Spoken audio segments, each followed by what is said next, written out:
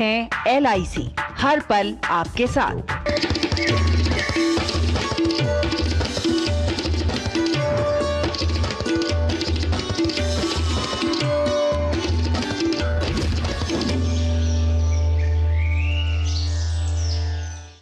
नमस्कार, एक नई सुबह की शुरुआत के साथ हम हाजिर हैं नया सवेरा के इस विशेष अंक को लेकर। मैं हूं शहला निगार।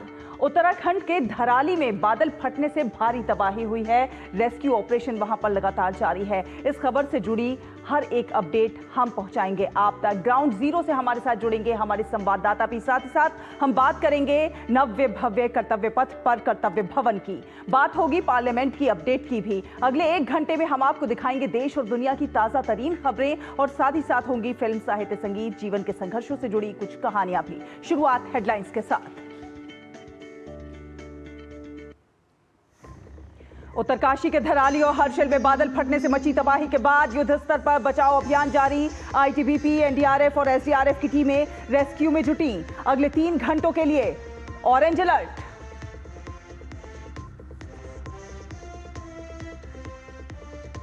सीएम धामी आज प्रभावित इलाकों का करेंगे सर्वेक्षण। रेस्क्यू ऑपरेशन के लिए 20 करोड़ रुपए की मंजूरी। एहतियात के तौर पर 10 जनपद में शैक्षणिक संस्थान बंद।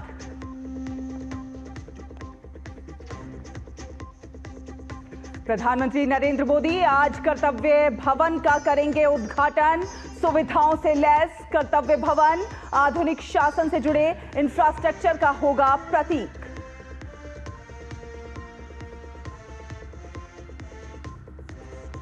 लोकसभा में 3 और राज्यसभा में 2 विधेयक चर्चा के लिए सूचीबद्ध। विपक्ष के हंगामे के चलते अधर में लटके कई विधेयकों के भविष्य।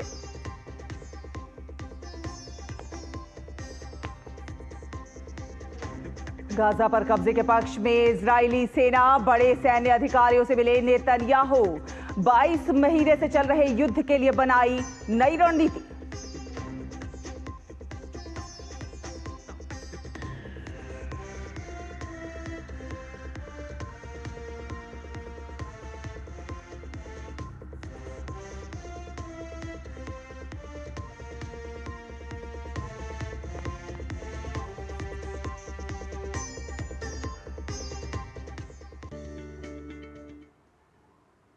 तो कुदरत का तांडव कहें या कुदरत का कहर, युद्ध स्तर पर रेस्क्यू ऑपरेशन चल रहा है उत्तरकाशी में। उत्तरकाशी के धराली और हर्षिल में बादल फटने से मची तबाही के बाद बचाव अभियान युद्ध स्तर पर जारी है। ITBP, NDRF और SDRF की टीमें रेस्क्यू में जुटी हुई हैं। उत्तरकाशी जिले के धराली क्षेत्र में प्राकृतिक आपदा को देखते हुए राहत और बचाव कार्यों को प्रभावी ढंग से संचालित करने के लिए राज्य सरकार ने 20 करोड़ रुपए की मंजूरी दी है। मौसम विभाग ने आज सुबह के लिए कई इलाकों में ऑरेंज अलर्ट जारी किया है।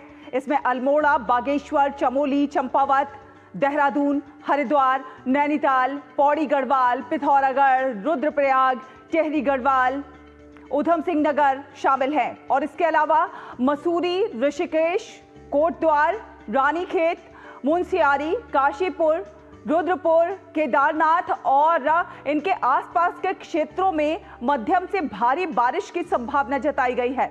उत्तराखंड में आज भारी बारिश की चेतावनी के मद्देनजर प्रदेश के 10 जनपदों में छुट्टी का आदेश जारी किया गया है। देहरादून, नैनीताल, टिहरी, चमोली, रुद्रप्रयाग, चंपावत, पौड़ी, अल्मोड़ा, बागेश्वर और ऊधम सिंह नगर जनपद में आज स्कूलों की छुट्टी रहेगी। शैक्षणिक संस्थानों के साथ ही आंगनबाड़ी केंद्रों में भी अवकाश रहेगा। इसके अलावा आपदा प्रबंधन को और मजबूत बनाने के लिए देहरादून की कंपनी और 40वीं वाहिनी PAC विशेष आपदा राहत दल के 140 जवान भी तैनात किए गए हैं। देहरादून, हरिद्वार, पौड़ी और टिहरी से कुल 160 पुलिस कर्मियों को आवश्यक राहत उपकरणों के साथ प्रभावित क्षेत्रों में तैनात किया गया है। सभी पुलिस बलों को 24 घंटे कार्य करने के निर्देश दिए गए हैं।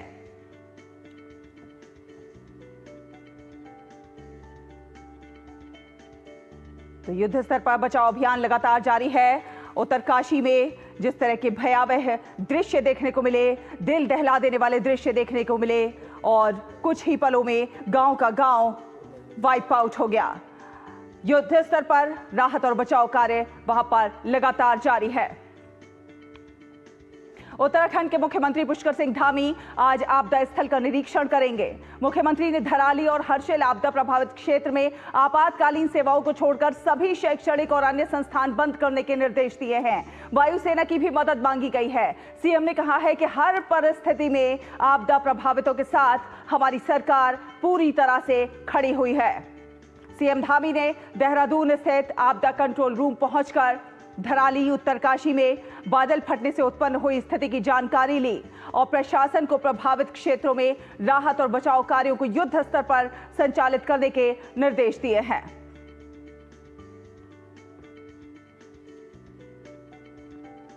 उत्तरकाशी की इस त्रासदी के बाद गंगोत्री राष्ट्रीय राजमार्ग जगह जगह कल से बंद है। गंगोत्री नेशनल हाईवे मिनेरी डेडसारी के समीप 50 मीटर सड़क धंस चुकी है। मिनेरी के पास भागीरथी नदी के कटाव से रोड धंसने की संभावना भी जताई गई है।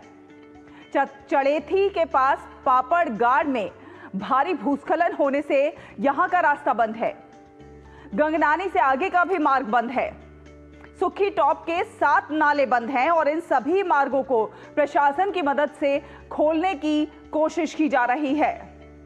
तो उत्तरकाशी की इस त्रासदी के बाद कई मार्ग जो हैं वो अवरुद्ध हुए हैं, कई मार्ग बंद है।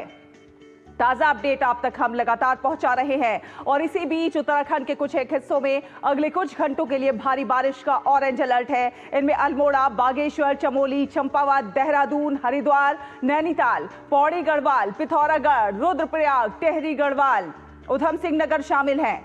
इसके अलावा मसूरी, ऋषिकेश, कोटद्वार, रानीखेत, मुनस्यारी, काशीपुर, रुद्रपुर, केदारनाथ और इनके आसपास के क्षेत्रों में मध्यम से भारी बारिश की संभावना जताई गई है। एहतियात के तौर पर प्रदेश के 10 जनपदों में आंगनबाड़ी केंद्रों समेत शैक्षणिक संस्थान आज बंद रखे गए हैं। देहरादून, नैनीताल, टिहरी, चमोली, रुद्रप्रयाग, चंपावत, पौड़ी, अल्मोड़ा, बागेश्वर और उधम सिंह नगर जनपद में आज स्कूलों की छुट्टी रहेगी। मुख्यमंत्री ने लोगों से मौसम सामान्य होने तक अनावश्यक यात्रा से बचने की भी सलाह दी है। तो लगातार लोगों से सावधान रहने की अपील की जा रही है। उत्तरकाशी में आई इस प्राकृतिक आपदा के बाद अब बचाव और राहत कार्य लगातार तेज स्तर पर जारी है, युद्ध स्तर पर जारी है। ताजा जानकारी के अनुसार गंगोत्री नेशनल हाईवे मिनेरी डेडसारी के समीप 50 मीटर सड़क जो है वहां पर धंस चुकी है। डीडी न्यूज संवाददाता दिग्बीर बिष्ट ने गंगोत्री नेशनल हाईवे पहुंचकर उसका जायजा लिया है, वो देखिए। गंगोत्री नेशनल हाईवे जगह जगह बंद हो रखा है और कल से लगातार जो बीआरओ की मशीनें मार्ग खोलने में जुटी है। ठीक मैं दिखा सकता हूँ, हम लोग डेडसारी के ठीक समीप हैं और डेडसारी के साथ लगभग 50 मीटर से अधिक रोड पूरी वॉश आउट हो चुकी है और यहाँ कल देर रात को यहाँ रोड पूरी वॉश आउट हो चुकी थी। इसके बाद जिस तरह से जो नदी का उफान आप देख रहे हैं मेरे सामने कि नदी बड़ी उफान पे है और जिस तरह से जो एनडीआरएफ है, एसडीआरएफ है और जिला प्रशासन और आईटीबीपी के जवान यहाँ पे रोड खोलने का इंतजार कर रहे हैं और ताकि आगे के अपने गंतव्य तक जहाँ पे जो घटना हुई है वहां तक पहुंचा जा सके। लेकिन अभी मैं आपको बता दूं कि उत्तरकाशी से लगभग 4 जगह ऐसी है जहां पे पूरी तरह से मार्ग बंद है। नंबर 1 डेडसारी के पास पहला मार्ग बंद है, उसके बाद पापड़गाड़ में भी मार्ग बंद है और गंगनानी में भी मार्ग बंद है और सुक्की टॉप के 7 नाले पूरी तरह से बंद हो रखे हैं। अब देखना होगा कि बीआरओ इन मार्गों को किस तरह से खोलता है। उत्तरकाशी से दूरदर्शन समाचार दिग्बीर बिष्ट। तो उत्तरकाशी में बादल फटने के बाद बड़े पैमाने पर तबाही देखने को मिली है। आईटीबीपी, एनडीआरएफ और एसडीआरएफ की टीमें रेस्क्यू ऑपरेशन में लगातार जुटी हुई हैं। एनडीआरएफ की 2 टीमें धराली के लिए रवाना हो गई हैं। एनडीआरएफ के डिप्टी कमांडेंट अवनीश पुरोहित ने इस मामले में पूरी जानकारी दी है। मेरी टीम अभी देहरादून आरआरसी झाझरा से चली थी। 2 टीमें अभी मेरे साथ हैं। 2 टीम अभी भटवाड़ी में लोकेशन पे हैं। भटवाड़ी के पास पूरा रोड वॉश आउट है, वो कल रात से ही वहाँ पे रुके हुए हैं। यहाँ पे भी जैसा आप देख रहे हैं कि पूरा रोड लैंडस्लाइड के उसमें चपेट में आके क्रैक पड़ा हुआ है। तो हम भी मॉर्निंग से यहाँ पे खड़े हैं। अभी थोड़ा सा वेदर थोड़ा सा रुका है, रेन रुका है, तो तो अब देखते हैं, अगर यहाँ पे थोड़ा सेफ हो तो हम भी आगे निकलेंगे और फिर भटवाड़ी वाला जैसे क्लियर होता है तो जल्दी से जल्दी साइड पे पहुँचने की कोशिश करेंगे। उत्तरकाशी में आई इस प्राकृतिक आपदा के बीच श्रद्धालुओं का एक जत्था जो है वो मां गंगा का जल पद यात्रा कर रहा है। इस श्रद्धालुओं से बात की डीडी न्यूज के संवाददाता ने। उन्होंने बताया कि गंगोत्री नेशनल हाईवे जगह जगह पर बंद है। जम्मूत्री जल भरा है, जेल में हर साल पीछे बहुत हुआ है। तो आप लोग तो वैसे खड़के रहने कहाँ गए? तो एक दिन पहले सफर कर दिया हमने। एक दिन सफर पहले। और रास्ते में मार्ग कहाँ बंद है? कई जगह बंद है रास्ते में। तो हर का कई जगह यही कई जगह बंद है। ये पहाड़ गिर रहे हैं और पत्थर गिर रहे हैं, रास्ता बंद है। वो आने जाने में दिक्कत जाना है। तो ये जैसे हम लोग आए थे उससे ये हादसा हुआ है, उससे पहले हम वहाँ पे रुके थे। वहाँ से सुबह 4 बजे निकल के आए। ये हादसा हुआ है पीछे हर्सिल के पीछे जो गाँव है उसमें। तो प्राकृतिक आपदा की ऐसी भयावहता जो पहले कभी देखने को नहीं मिली। हमारे साथ हमारे कई संवाददाता लगातार जुड़े हुए हैं, उनके पास चलते हैं। रेनू उप्रेती देहरादून से है तो दिग्बीर सिंह उत्तरकाशी से, कई संवाददाता लगातार हमारे साथ जुड़े हैं। रेनू के पास पहले जाते हैं। रेनू, जिस तरह की भयावहता देखी है हमने प्राकृतिक आपदा की, जो दृश्य थे विचलित करने वाले थे, दिल दहला देने वाले थे, अभी की अगर हम स्थिति की बात करें तो क्या कुछ अभी ताजा स्थिति है? किस प्रकार से जो राहत और बचाव कार्य है वो जारी है?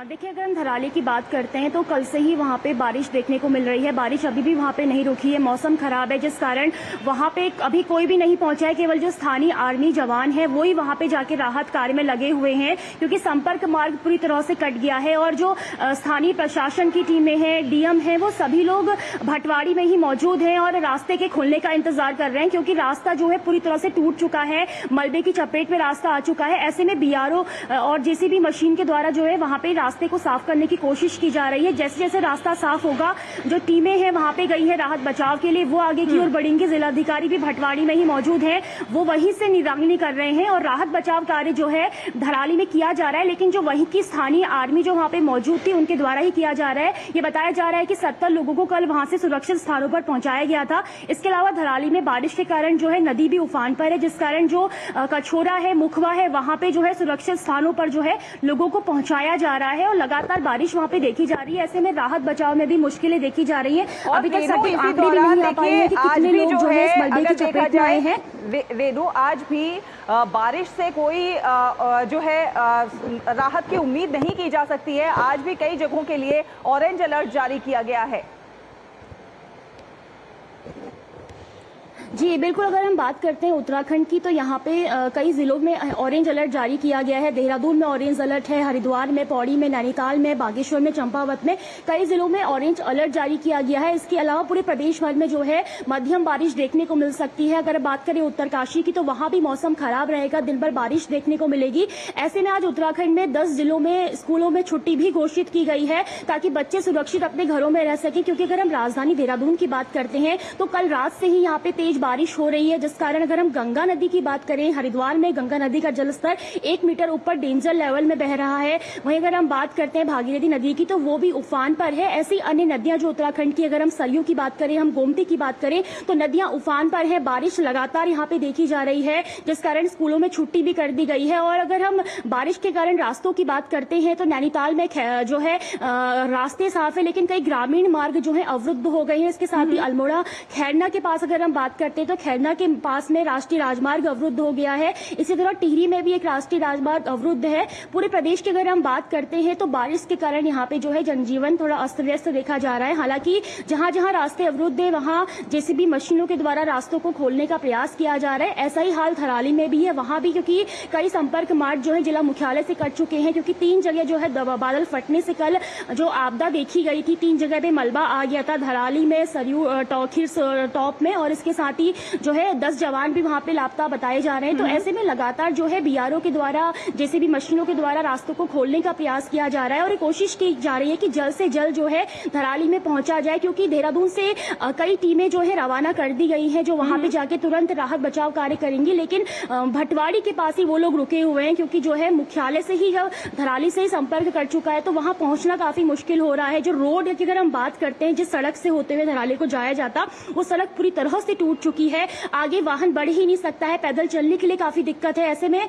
भटवाड़ी में ही रुककर फिलहाल जिलाधिकारी और जो अन्य टीमें हैं वो निगरानी कर रहे हैं। इसके साथ ही हेलीकॉप्टर की भी मदद वहां पे पहुंचाई जाएगी, हेलीकॉप्टर के द्वारा भी राहत सामग्री पहुंचाई जाएगी, क्योंकि मौसम खराब है और ऐसे में हेलीकॉप्टर भी उड़ान नहीं भर सकता। तो मौसम के साफ होने का इंतजार किया जा रहा है, जैसे ही मौसम साफ होता है राहत सामग्री भी प्रभावित पहुंचाई जाएगी। लेकिन फिलहाल क्योंकि धराली में जो आर्मी के जवान हैं वो मौजूद हैं और वो लगातार वहां पे राहत बचाव कार्य कर रहे हैं, मुश्किलें उनको आ रही हैं, चुनौतियां उनको आ रही हैं, क्योंकि बारिश हो रही है। और अगर हम धराली बाजार की बात करते हैं, क्योंकि पानी के साथ साथ मलबा पूरी तरह से बाजार में फैल चुका है और उस मलबे से अगर कोई लोग दबे हुए हैं, उनको निकालना खराब मौसम के चलते, बारिश के चलते चुनौतीपूर्ण जरूर है। लेकिन उत्तराखंड में प्रशासन लगातार त्वरित दिखाते हुए वहां पे जो है राहत बचाव कार्य करेगा और टीमें पूरी तरह से तैनात कर दी गई है। मुख्यमंत्री धामी भी वहां पहुंचेंगे और वहां से वो लगातार राहत बचाव में कितनी टीमें वहां पर मौजूद हैं और अभी तक कितने लोगों को रेस्क्यू किया जा चुका है, क्योंकि चूंकि मौसम खराब है तो रेस्क्यू ऑपरेशन में भी लगातार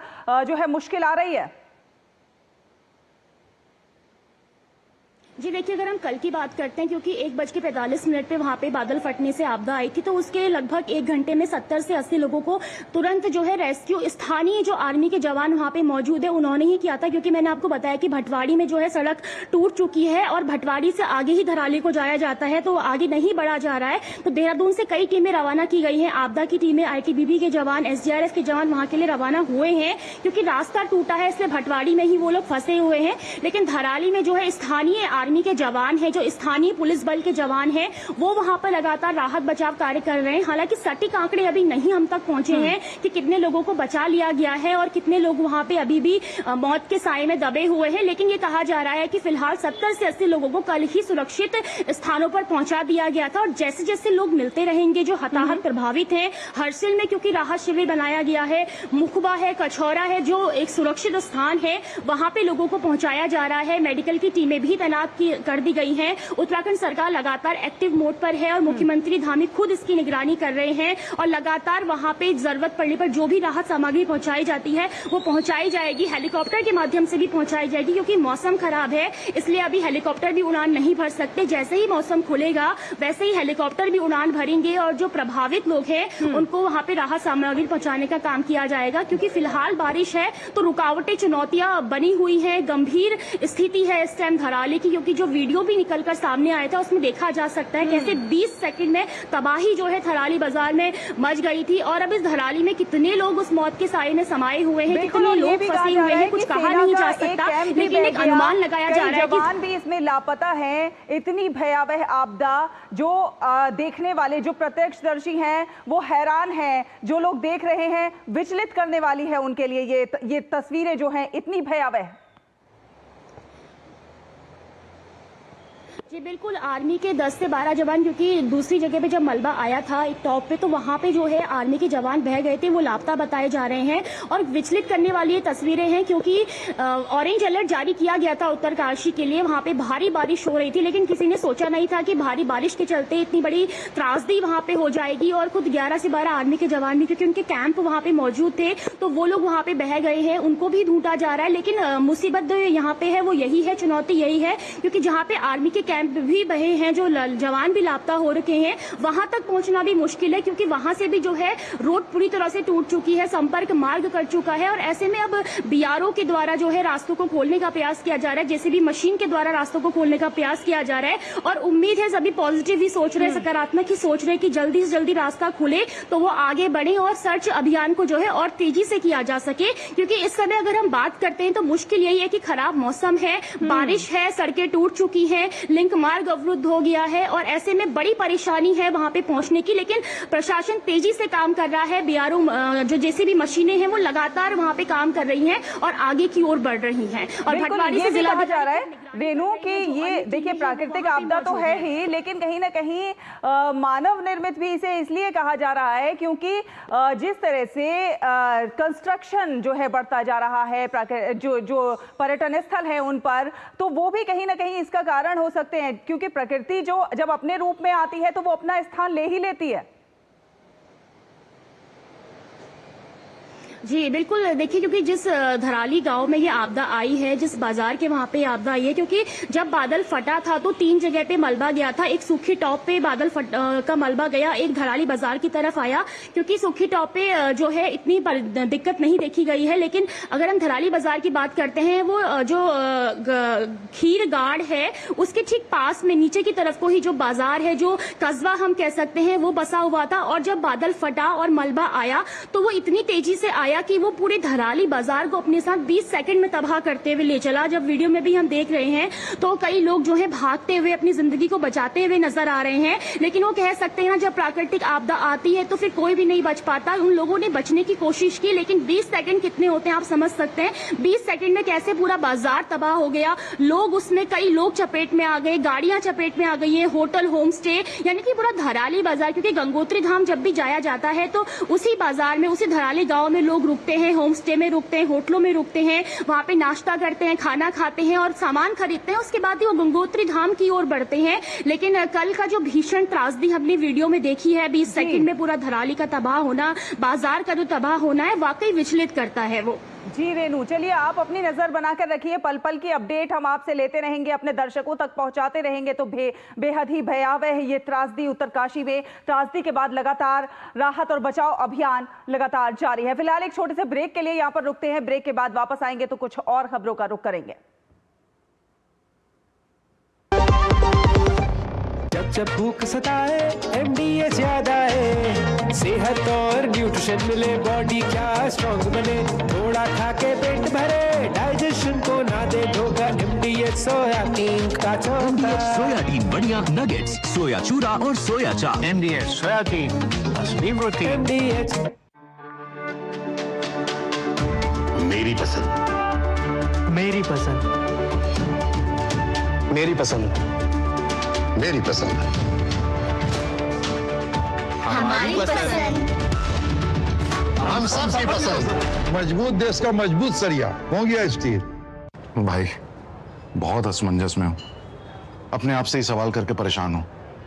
भाई तो ठीक तो है। रिटायरमेंट के बाद लाल स्पोर्ट्स कार लूं या वर्ल्ड टूर? एक काम कर, तू खाली पुलाव बना, मैं ऑर्डर कर रहा हूँ। पुलाव नहीं, प्लान। Sorry, plan.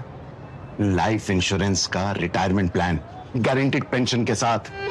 अब तेरे भाई के हर सपने होंगे पूरे। भाई तेरी ये स्पोर्ट्स का 2 सीटर है ना? अब पुलाव कौन बना रहा है? ये आवाज में बात करती है। ओके सॉरी भाई, कौन बात कर रहे हैं भैया।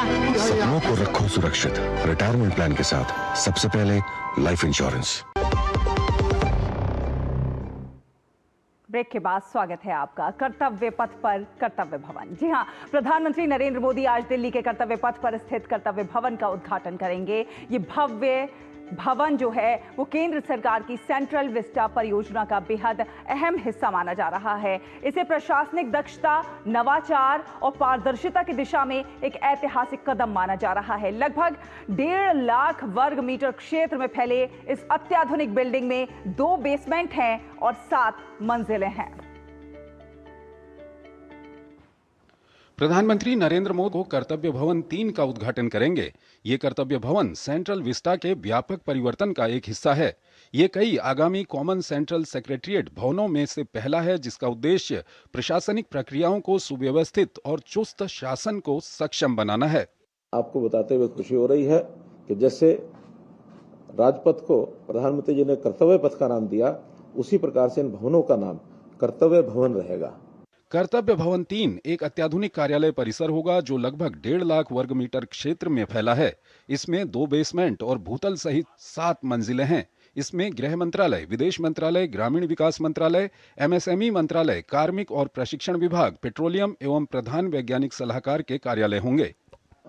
लगभग 1,50,000 स्क्वायर मीटर एरिया इस भवन का और ये है, और जिसमें लगभग 850 कमरे सब बने हुए हैं। सब कमरों को एक विशेष रचना के अंतर्गत उनको क्रमांक दे दिए गए हैं। उस क्रमांक में आपको फ्लोर की जानकारी भी मिलेगी, उस क्रमांक में उस कमरे का नंबर भी मिलेगा, और भवन का नंबर हम अलग अलग दे ही रहे हैं। ये भवन पर्यावरणीय दृष्टिकोण से भी अत्यंत उन्नत होगा। इसमें rooftop solar panel, solar water heating system, आधुनिक HVAC तकनीक और वर्षा जल संचयन प्रणाली जैसी हरित सुविधाएं होंगी। भवन को गृह 4 रेटिंग प्राप्त करने के लक्ष्य से बनाया गया है। साथ ही पानी की बचत को ध्यान में रखते हुए भवन में कई आधुनिक तकनीक का इस्तेमाल किया गया है। कर्तव्य भवन 3 का उद्घाटन प्रधानमंत्री नरेंद्र मोदी करेंगे और इसके बाद से इस भवन में कार्मिक मंत्रालय, विदेश मंत्रालय, गृह मंत्रालय जैसे महत्वपूर्ण मंत्रालय को शिफ्ट किया जाएगा, जिसका कि मकसद कार्य दक्षता को बढ़ाना होगा और खर्च को कम करना होगा। इस भवन के उद्घाटन के बाद से ये कहा जा रहा है कि ये भवन एक पावर सेंटर के रूप में काम करेगा। कैमरामैन ललित के साथ धीरज कुमार, DD न्यूज़, दिल्ली। और धीरज कुमार हमारे साथ जुड़ गए हैं कर्तव्य पथ से। धीरज, देश के नए पावर सेंटर कर्तव्य भवन का उद्घाटन होगा आज। कर्तव्य भवन का उद्घाटन होगा और कहीं ना कहीं कई अहम मंत्रालय एक ही छत के नीचे यहां पर देखने को मिलेंगे, इसीलिए इसे पावर सेंटर कहा जा रहा है।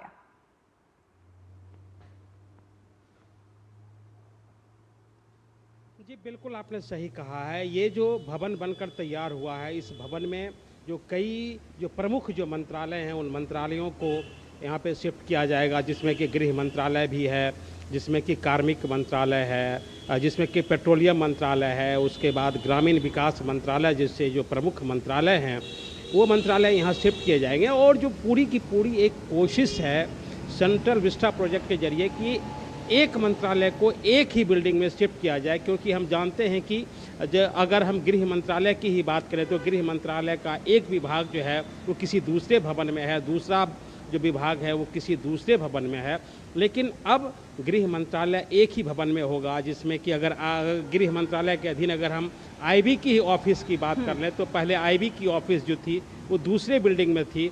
लेकिन अब ये कोशिश है कि अब एक मंत्रालय के जो सभी विभाग हैं उन सभी विभाग को एक स्थान पर रखा जाए, ताकि कार्य दक्षता में किसी प्रकार की कमी नहीं आई और जो वर्क का जो प्रोसेसिंग है वो वर्क का प्रोसेसिंग वो तेज़ी से हो सके। इसीलिए एक तरीके से हम कह सकते हैं कि डिजिटल इंडिया का पूरा प्रयोग किया गया है, और जिसमें कि धीरज ये कहा जा रहा है कि अब जो फाइलें पहले बन के आती थी, बिल्कुल ये कहा जा रहा है कि अत्याधुनिक सुविधाओं से लैस है कर्तव्य भवन 3 जो है। क्या कुछ खासियत है कर्तव्य भवन की, ये भी बताइए।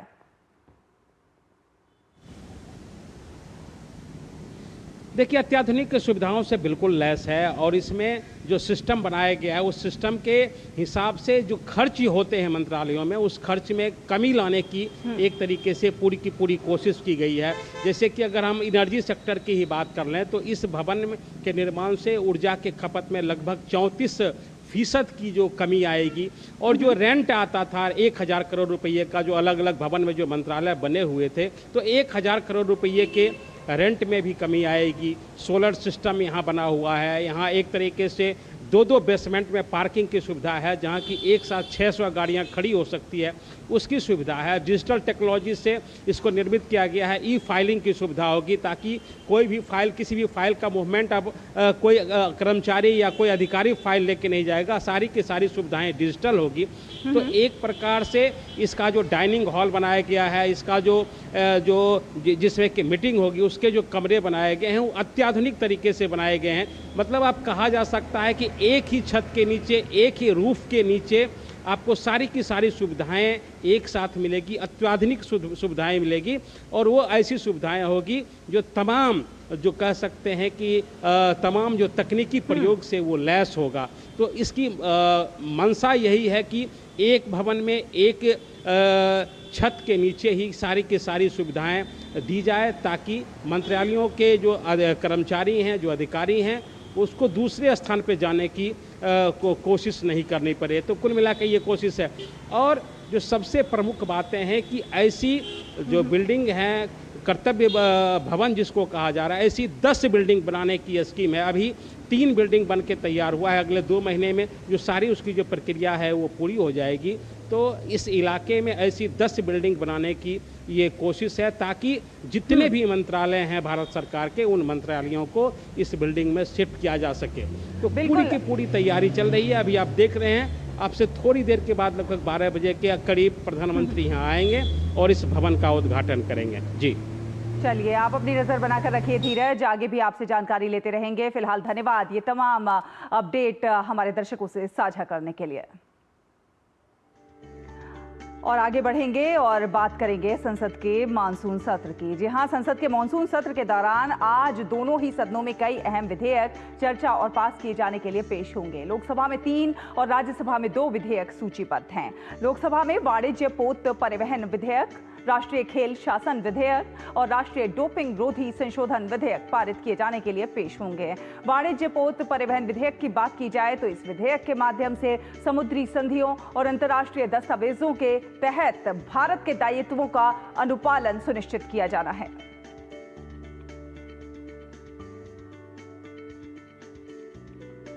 कोस्टल शिपिंग विधेयक 2025 भी सूचीबद्ध है। और वहीं राष्ट्रीय खेल शासन विधेयक का उद्देश्य जो है वो राष्ट्रीय खेल निकायों को मान्यता प्रदान करना है और उनके कामकाज को रेगुलेट करना है। इस विधेयक के माध्यम से राष्ट्रीय ओलंपिक समिति, राष्ट्रीय पैरालंपिक समिति और विधेयक में उल्लेखित प्रत्येक खेल के लिए राष्ट्रीय एवं क्षेत्रीय खेल महासंघ की स्थापना किए जाने का प्रावधान है। इसके साथ ही लोकसभा में राष्ट्रीय एंटी डोपिंग संशोधन विधेयक 2025 पर भी चर्चा सूचीबद्ध है। ये बिल राष्ट्रीय एंटी डोपिंग एक्ट 2022 में संशोधन का प्रयास करता है। ये एक्ट खेलों में डोपिंग के विरुद्ध यूनेस्को कन्वेंशन को प्रभावी बनाता है और खेलों में डोपिंग को प्रतिबंधित करता है। और राज्यसभा की कार्यसूची की बात की जाए तो राज्यसभा में आज 2 विधेयक, समुद्र द्वारा माल वहन विधेयक 2025 और तटीय पोत परिवहन विधेयक 2025 चर्चा के लिए सूचीबद्ध है। समुद्र द्वारा माल वहन विधेयक 2025 भारतीय समुद्री माल परिवहन एक्ट 1925 का स्थान लेने का प्रयास करता है। एक्ट भारत के एक बंदरगाह से भारत के दूसरे बंदरगाह तक या फिर दुनिया के किसी भी बंदरगाह तक माल की ढुलाई की जिम्मेदारियों, देनदारियों, अधिकार और छूट से संबंधित प्रावधान करता है। वहीं तटीय पोत परिवहन विधेयक 2025 भारतीय तटीय जल में व्यापार करने वाले जहाजों को रेगुलेट करता है। इसके साथ ही ये विधेयक बिल मर्चेंट शिपिंग एक्ट 1958 के भाग 14 को निरस्त करता है। और इसके साथ साथ दोनों सदनों में वित्त मंत्री निर्मला सीतारमण मणिपुर के लिए वित्त वर्ष 2025-26 के बजट से संबंधित अनुमानित प्राप्तियों और व्यय का विवरण प्रस्तुत करेंगी। अन्य अहम विधायी कार्यों के साथ प्रश्नकाल के दौरान दोनों सदनों में विभिन्न मंत्रालयों से कई अहम प्रश्न भी पूछे जाएंगे।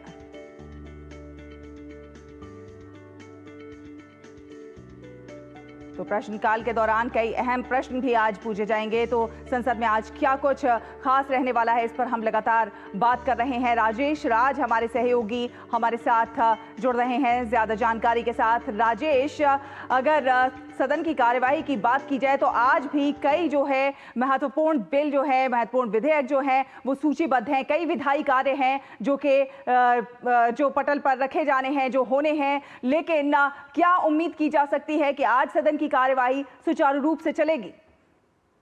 देखिए सहला, ये मानसून सत्र के तीसरे हफ्ते का तीसरा दिन है और अब तक की अगर बात करें तो अब तक कोई ठोस बड़ा विधायी कार्य जो है वो संसद के भीतर नहीं हो पाया है। सिर्फ ऑपरेशन सिंदूर पर चर्चा कराने में सत्ता पक्ष को कामयाबी मिली है और सत्ता और विपक्ष दोनों ने उसमें हिस्सा लिया। लोकसभा और राज्यसभा में, लोकसभा में प्रधानमंत्री ने, जबकि राज्यसभा में गृह मंत्री ने इस चर्चा को कंक्लूड किया है।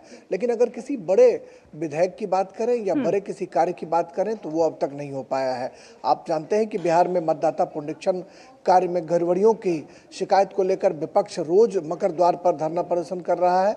वहीं पर कल राज्यसभा में सीआईएसएफ के प्रवेश को लेकर मल्लिकार्जुन खड़गे जो विपक्ष के नेता हैं, उन्होंने कड़ा ऐतराज जताया कि सीआईएसएफ बिल में आकर विपक्षी सांसदों को रोकने की कोशिश करते हैं। हालांकि उपसभापति हरिवंश उस समय आसन पर थे और उन्होंने स्पष्ट तौर पर मना किया कि वो सीआईएसएफ के लोग नहीं हैं। वो जो लोकसभा या राज्यसभा के जो कर्मी हैं वो उनको अंदर प्रवेश मिलती है, सीआईएसएफ के जवान अंदर नहीं होते हैं। लेकिन मल्लिकार्जुन खड़गे लगातार इस बात को लेकर विरोध जता रहे थे कि सीआईएसएफ के लोगों को अंदर प्रवेश कैसे मिली है। रही बात बिल की, अगर बात करें तो स्पोर्ट्स बिल जो है वो अत्यंत महत्वपूर्ण बिल है। संसदीय कार्य मंत्री किरण रिजिजू ने पिछले हफ्ते दूसरे हफ्ते के आखिरी दिन यह उम्मीद जताई थी कि बीएससी में सब कुछ तय हो गया है।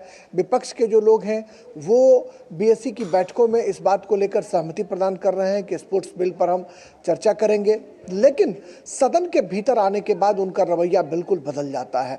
तो इससे कहीं ना कहीं संसदीय कार्य मंत्री के मन में बहुत असंतोष का भाव था।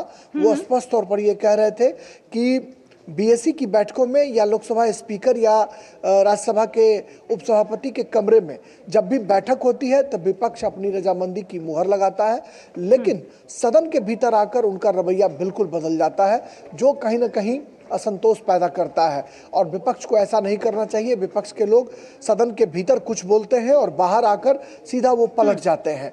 तो ऐसे में सदन की कार्रवाई कैसे चलेगी? आखिर देश के की जो जनता है उनके सवाल संसद के भीतर नहीं उठ पा रहे हैं, तो ये एक बड़ा सवाल जो है वो नहीं उठ पा रहे हैं। स्पोर्ट्स बिल की बात की जाए वो बेहद महत्वपूर्ण है, समुद्री माल वहन विधेयक की बात की जाए वो भी बेहद महत्वपूर्ण है। तमाम बेहद महत्वपूर्ण बिल जो कि जनता से जुड़े हुए हैं, जनता के लिए हैं, लेकिन विपक्ष के सिर्फ हो हल्ले और शोर शराबे की वजह से उन पर बात नहीं हो पा रही है और वो पारित नहीं हो पा रहे हैं। ऐसे में क्या जिस तरह से एसआईआर का मुद्दा उठा रहे हैं, जब कोई चीज कोर्ट में लंबित है तो ऐसे में क्या उस मुद्दे को सदन में उठाया जा सकता है? देखिए, जो संवैधानिक मामलों के जानकार हैं वो बताते हैं कि सिर्फ कोर्ट में लंबित मामलों की बात ही नहीं है, बात यह भी है सहला कि चुनाव आयोग एक खुद संवैधानिक संस्था है और संवैधानिक संस्थाओं के ऊपर सदन के भीतर चर्चा नहीं हो सकती है, जैसा संसदीय कार्य मंत्री ने उस दिन स्वयं बताया था। और सोमवार को उन्होंने स्पष्ट तौर पर यह भी कहा था कि चूंकि अब विपक्ष मान नहीं रहा है, लिहाजा विधेयकों को पारित कराने की कोशिश सत्ता पक्ष की तरफ से की जाएगी। अब तक सत्ता पक्ष की जो तमाम फ्लोर मैनेजमेंट की जो कोशिशें हैं वो नाकाम रही हैं। अब तक फ्लोर मैनेजमेंट के जरिए सत्ता पक्ष ने विपक्ष के साथ रचनात्मक सहयोग के जरिए विधेयकों को सदन के भीतर लाने, चर्चा कराने और पारित कराने की कोशिश की, लेकिन अब तक उन्हें कामयाबी हाथ नहीं लगी। लिहाजा संसदीय कार्य मंत्री ने सोमवार को ये उम्मीद जताई थी कि हम अब विधेयकों को इंट्रोड्यूस करेंगे और उसे पारित कराने की कोशिश करेंगे। हालांकि कल ऐसा हो नहीं पाया। अब आज का दिन बहुत महत्वपूर्ण दिन होगा, इसलिए कि अब संसद की जो हम कह सकते हैं कि जो गाड़ी है वो धीरे धीरे अब आगे बढ़ रही है। 21 अगस्त को अवसान होना है, हालांकि अभी भी 2-3 हफ्ते बचे हुए हैं, लेकिन जो रवैया अब तक है, जो 3 हफ्ते का कामकाज लगभग हंगामे की भेंट चढ़ चुका है, तो ऐसे में हम कह सकते हैं कि सरकार की अब कोशिश जरूर होगी कि वो लटके पड़े जो विधायी कार्य हैं उनको वो समय से निपटाएं। और हो सकता है कि विधेयकों को इंट्रोड्यूस कराकर विपक्ष अगर चर्चा नहीं करेगा तो वो सदन के भीतर इंट्रोड्यूस कराएंगे और उसको पारित करा लेंगे। ऐसा पहले भी होता रहा है कि विपक्ष जब बिल्कुल शोर शराबे पर आमादा हो तो सदन के भीतर विधेयकों को पारित करा लिया जाता है। ये सत्ता पक्ष की मजबूरी भी है। तो अब देखना होगा कि सोमवार को संसदीय कार्य मंत्री ने जो उम्मीद जताई थी वो आज फुल प्रूफ होती है या नहीं, इस पर तमाम लोगों की नजरें रहेंगी। बहरहाल मंगलवार को तो सदन का कामकाज ठीक से चल नहीं पाया। चलिए, निगाहें सभी की बनी रहेंगी कि क्या कुछ आज कामकाज हो पाता है सदन में, किस प्रकार से सुचारू रूप से काम होता है और किस प्रकार से आपसी सहमति बनती है। फिलहाल बहुत धन्यवाद राजेश, हमारे दर्शकों से ये अपडेट साझा करने के लिए। आगे बढ़ेंगे, आपको बता दें कि पश्चिम बंगाल में नेता प्रतिपक्ष शुवेंदु अधिकारी ने अपने काफिले पर हुए कथित हमले पर कहा है कि हमला करने वाले लोग बांग्लादेशी मुसलमान हैं। हालांकि तृणमूल कांग्रेस ने इन आरोपों को सुनियोजित नाटक करार दिया है। कूच बिहार जिले में मंगलवार को शुभेंदु अधिकारी की बुलेट प्रूफ गाड़ी पर हमला हुआ था।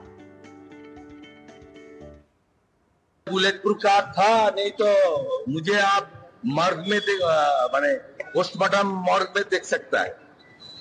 इतना हालत खराब कर दिया था, बुलेट प्रूफ कार का शीशा भी तोड़ दिया। ये सब बांग्लादेशी मुसलमान है, एरोगेंट। एक मस्जिद से हमला किया है, खगड़ाबाड़ी मस्जिद। मैं तो सोशल मीडिया में डाल दिया। पश्चिम बंगाल का बॉर्डर डिस्ट्रिक्ट देश के साथ नहीं है। ये जमात हिफाजत और ये जो इस्लामिक टेररिस्ट ग्रुप है, इसका हाथ में चला गया है। हर राष्ट्रभक्तों को आगे आकर इसको उखाड़ फेंकना पड़ेगा। और तमिलनाडु में एक तरफ सरकार विकास और सामाजिक कल्याण की बड़ी बड़ी बातें कर रही है, लेकिन जमीनी हकीकत कुछ और ही कहानी बयान कर रही है। शिवगंगा जिले के नट्टाकुडी गांव में आज भी लोग स्वच्छ पेयजल जैसी सबसे जो बुनियादी जरूरतें हैं उनसे वंचित हैं। सरकार की योजनाएं बस कागजों तक ही सीमित नजर आती हैं। आपको दिखाते हैं एक खास रिपोर्ट।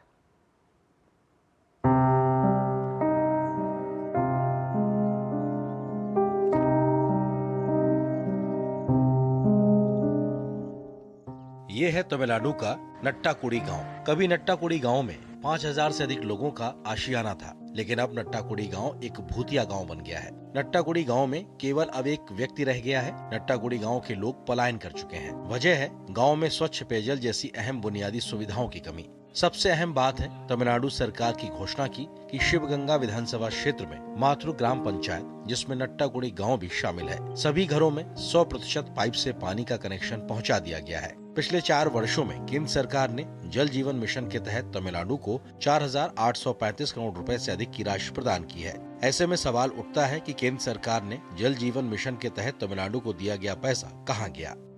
तमिलनाडु में बीजेपी के नेता अन्नामलाई ने अपने सोशल मीडिया पोस्ट पर नट्टाकुडी गांव की दयनीय स्थिति पर एक वीडियो साझा किया है। अन्नामलाई ने स्टालिन सरकार को घेरते हुए कहा कि तमिलनाडु में हालात बहुत खराब हैं। अन्नामलाई ने राज्य सरकार के प्रशासन पर सवाल उठाते हुए कहा, ये सिर्फ प्रशासन की विफलता नहीं बल्कि लोगों से विश्वासघात है। ये तमिलनाडु की दयनीय स्थिति है। उन्होंने कहा कि ऐसे लगता है कि तमिलनाडु में मुख्यमंत्री एम.के. स्टालिन का ध्यान आम तमिलों के जीवन से जुड़ी बुनियादी सुविधाओं से कोसों दूर है। ये गांव मुख्यमंत्री एम.के. स्टालिन के राज्य में प्रशासनिक लापरवाही का स्पष्ट प्रमाण है। नट्टाकुडी गांव के लोग लंबे समय से बुनियादी सुविधाओं की कमी की शिकायत करते रहे हैं, जिसमें स्वच्छ पेयजल सहित कई सुविधाएं भी शामिल हैं। इसके अलावा नट्टाकुडी गांव में हाल ही में हुई हत्याओं ने पूरे समुदाय को हताश होकर अपना घर छोड़ने पर भी मजबूर कर दिया। गौर करने वाली बात है कि मुख्यमंत्री एम.के. स्टालिन की सरकार पर भ्रष्टाचार और कानून व्यवस्था को लेकर गंभीर सवाल खड़े हो रहे हैं। हाल ही में सामने आए कई घोटालों ने डीएमके सरकार की छवि पर गहरा असर डाला है।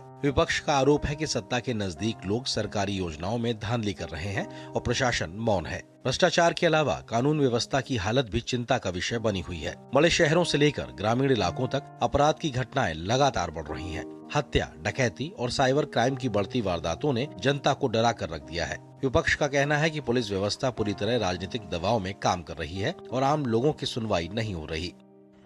राज्य के शिवगंगा जिले में स्थित एक छोटा सा गांव नट्टाकुडी आज भी बुनियादी जरूरतों के लिए तरस रहा है। सरकारी योजनाएं कागजों पर हैं, लेकिन जमीनी हकीकत कुछ और कहती है। सरकारी टैंकर कभी कभार आता है, लेकिन अब भी सिफारिश वालों तक ही सीमित रह जाता है। ये समस्या सिर्फ नट्टाकुडी गांव तक सीमित नहीं है।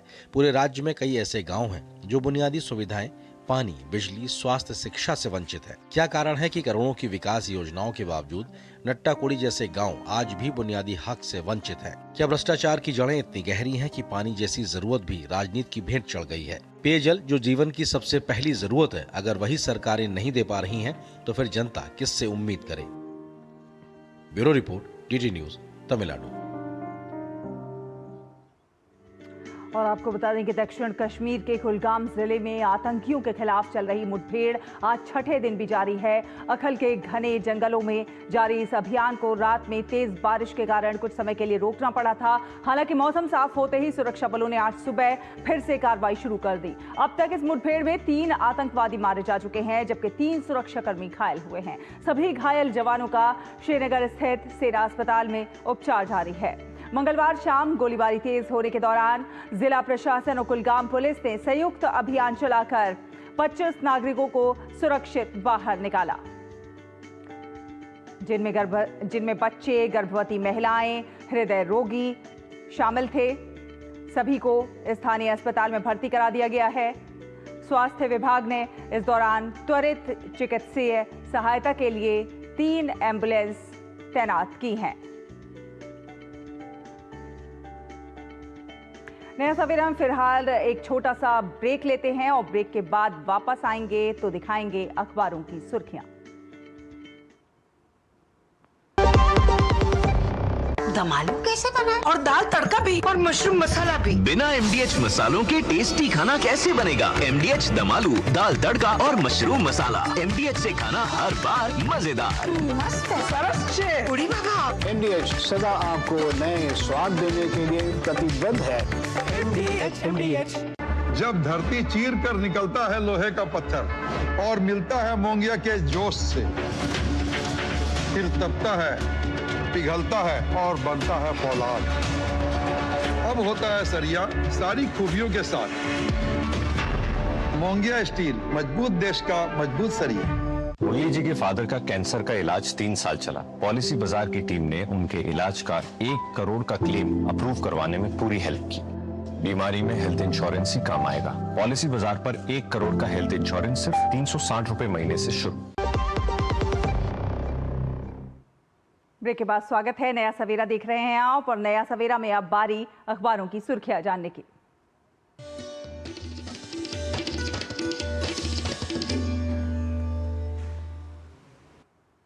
तो अखबारों की सुर्खियों के साथ स्टूडियो में हमारे साथ मौजूद हैं हमारी सहयोगी जया सिन्हा। जया, क्या कुछ है आज आपके पास अखबारों से?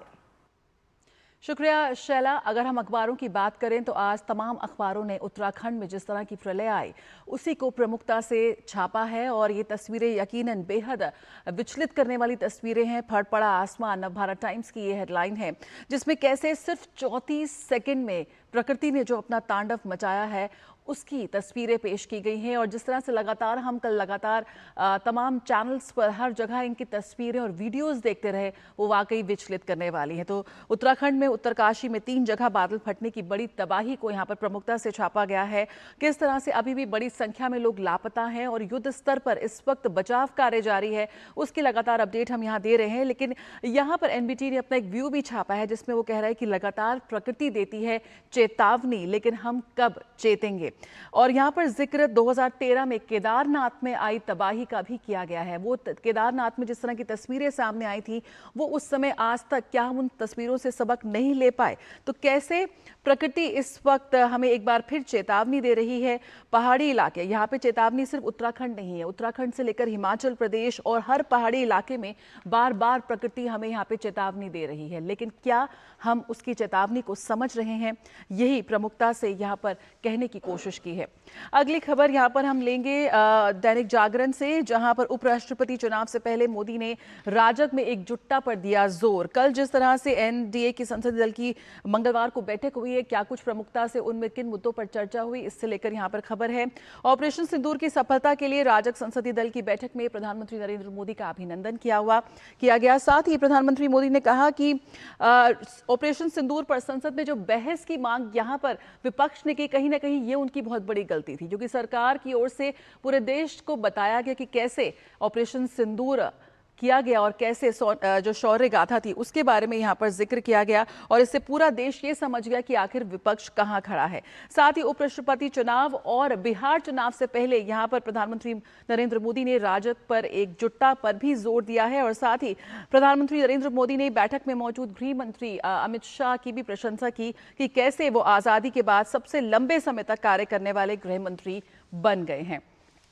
अगली खबर यहाँ पर फैसला, अब ब्रह्मोस से लेकर ड्रोन तक की होगी खरीद। ये फैसला हुआ है जिसमें 67,000 करोड़ की रक्षा खरीद को मंजूरी मिली है। रक्षा मंत्री राजनाथ सिंह की अध्यक्षता में ये बैठक हुई है और ब्रह्मोस, आप जानते हैं कि ऑपरेशन सिंदूर के समय पे ब्रह्मोस के जरिए ही भारतीय सेना ने एयरफोर्स के फाइटर जेट ने ब्रह्मोस के जरिए पाकिस्तान के जो उनके पाकिस्तान में तबाही मचाई थी और इसके जरिए यहाँ पे लिखा हुआ है कि कैसे थर्मल नाइट साइट इमेजरी खरीद पर भी मोहर लग गई है, यानी कि 67 67,000 करोड़ रुपए की रक्षा खरीद को यहां पर मंजूरी मिली है।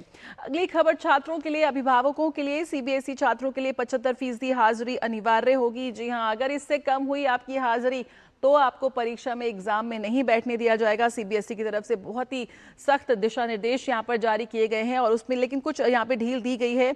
बात हो बोर्ड केवल चिकित्सा आपात स्थिति, राष्ट्रीय अंतर्राष्ट्रीय खेल आयोजनों में भागीदारी और अन्य गंभीर कारणों जैसे आपात स्थिति में ही 25% की छूट प्रदान करेगा। उसके अलावा उसके लिए भी आपको असली दस्तावेज देने होंगे, डॉक्यूमेंट्स देने होंगे। तो अपनी अटेंडेंस को लेकर अब थोड़ा सा गौर फरमाइए। और अगली खबर यहां पर हम लेंगे। 7 भारतीयों ने अंडर 19 एशियाई चैंपियनशिप में पदक पक्के किए। जनसत्ता की यह खबर है, किस तरह से हमारे युवा खिलाड़ी बहुत ही शानदार प्रदर्शन कर रहे हैं अंतर्राष्ट्रीय मंच पर, उसकी एक झलक है। भारतीय मुक्केबाजों ने अंडर 19 और अंडर 22 में एशियाई चैंपियनशिप में शानदार प्रदर्शन उनका जारी है और मंगलवार को 7 महिला मुक्केबाजों ने अपने पदक पक्के कर लिए और भारत अंडर 22 वर्ग में भी 1 दर्जन से अधिक पदक पक्के कर चुका है। तो दिल्ली से प्रकाशित समाचार पत्रों में फिलहाल इतना ही। बहुत बहुत धन्यवाद जया, अलग अलग क्षेत्रों से, विभिन्न क्षेत्रों से तमाम सुर्खियां समेटकर दर्शकों तक पहुंचाने के लिए। और अब देखते हैं दुनिया भर की कुछ खास खबरें।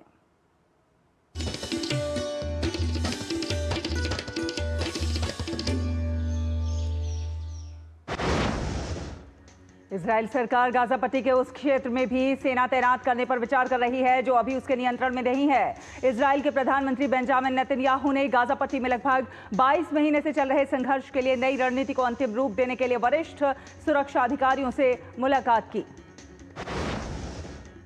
बांग्लादेश की अंतरिम सरकार के मुख्य सलाहकार मोहम्मद यूनुस ने देश में बहुप्रतीक्षित संसदीय चुनावों का ऐलान कर दिया है। बांग्लादेश में पिछले साल 5 अगस्त को हुए तख्तापलट को 1 साल पूरा हो गया है। तेजी से फैलते जंगल की आग ने फ्रांस के दक्षिण औध क्षेत्र से लेकर स्पेन की सीमा तक का क्षेत्र अपनी चपेट में ले लिया है। आग की ऊंची लपटों से आकाश में घना धुआं छा गया। आग की चपेट में आने से 3 लोग घायल हुए हैं।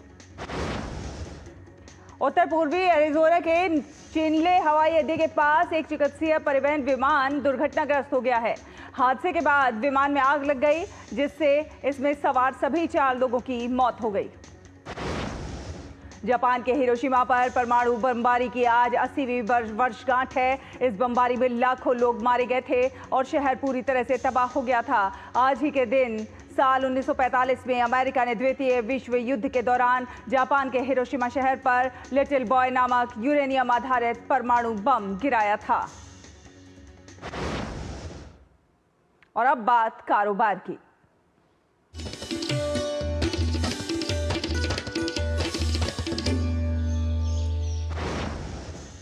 आरबीआई गवर्नर संजय मल्होत्रा चालू वित्त वर्ष 2025-26 की तीसरी मौद्रिक नीति की घोषणा करेंगे। रेपो रेट पर टिकी हैं नजरें। केंद्रीय सहकारिता मंत्री अमित शाह ने कहा कि सरकार सहकारिता आधारित श्वेत क्रांति 2.0 के तहत अगले 5 वर्षों में दूध की खरीद में 50% वृद्धि के लिए काम कर रही है। रक्षा मंत्री राजनाथ सिंह की अध्यक्षता में रक्षा अधिग्रहण परिषद ने लगभग 67,000 करोड़ रुपए की कुल लागत के विभिन्न प्रस्तावों को मंजूरी दी। आयकर विभाग ने कर चोरी सर्वेक्षणों के माध्यम से बीते 3 वित्त वर्षों में करीब 77,871 करोड़ रुपए की अघोषित आय को पकड़ा है। वित्त राज्य मंत्री पंकज चौधरी ने जानकारी दी। मॉर्गन स्टैनली की रिपोर्ट के मुताबिक आने वाले दशकों में भारत वैश्विक अर्थव्यवस्था में बड़ी भूमिका निभाएगा। रिपोर्ट में कहा गया है कि भारत विश्व का सबसे अधिक मांग वाला उपभोक्ता बाजार बन जाएगा।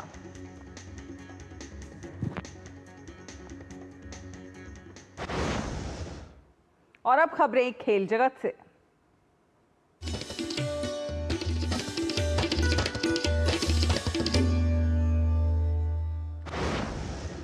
देश के प्रमुख क्लासिकल शतरंज टूर्नामेंट चेन्नई ग्रैंड मास्टर्स के तीसरे संस्करण की शुरुआत आज से होने जा रही है। देश के सबसे मजबूत क्लासिकल इवेंट माने जाने वाली इस प्रतियोगिता में विश्व स्तरीय खिलाड़ी हिस्सा लेंगे। बिहार में आयोजित होने वाले एशिया कप से पहले भारतीय पुरुष हॉकी टीम 15 अगस्त से 21 अगस्त तक ऑस्ट्रेलिया के दौरे पर रहेगी। भारतीय पुरुष हॉकी टीम के कोच क्रेग फुल्टन ने कहा है कि ऑस्ट्रेलिया का यह दौरा टीम को एक नई ताजगी देगा। चेन्नई में खेले जा रहे 15वीं हॉकी सब जूनियर पुरुष राष्ट्रीय चैंपियनशिप में उत्तर प्रदेश, पंजाब, झारखंड और मध्य प्रदेश की टीम सेमीफाइनल में पहुंचने में कामयाब हो गई हैं। भारत के हाथों ओवल टेस्ट हारकर सीरीज जीतने का मौका गंवाने वाली इंग्लैंड क्रिकेट टीम के मुख्य कोच ब्रेंडन मैकलम का कहना है कि उन्होंने उन क्षेत्रों की पहचान कर ली है जहां इंग्लैंड को एशेज से पहले सुधार करना होगा। मुख्य कोच का मानना है कि 5वें टेस्ट में भारतीय टीम जीत की हकदार थी।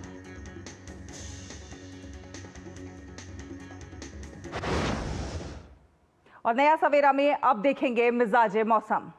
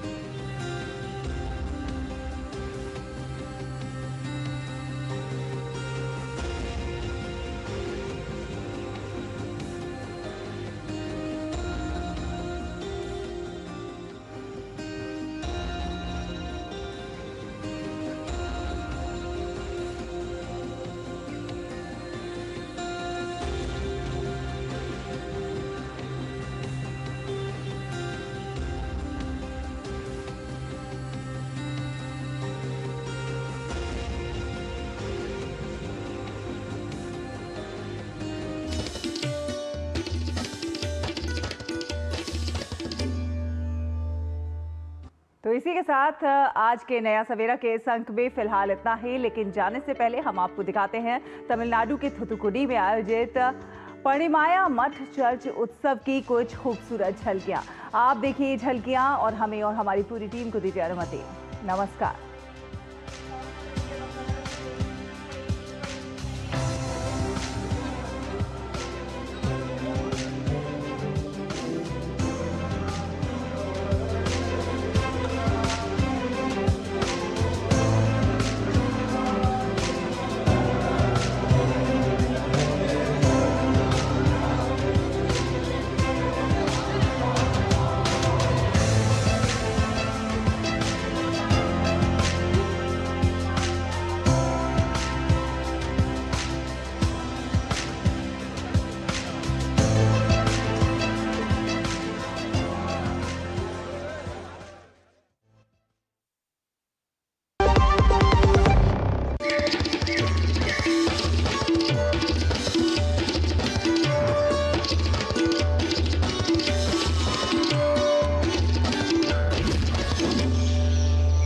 नया सवेरा के प्रायोजक थे LIC।